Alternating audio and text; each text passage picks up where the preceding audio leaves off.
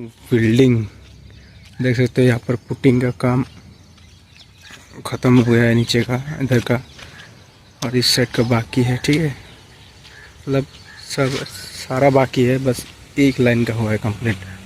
देख सकते हैं आप लोग, यहाँ पर 4 मंजिल का कॉलेज बनने वाला है। दिखाता हूँ, ये है पीसीसी,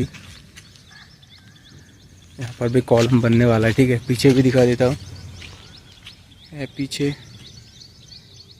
कितना पीसीसी हुआ है, इसमें कॉलम बनने वाला है।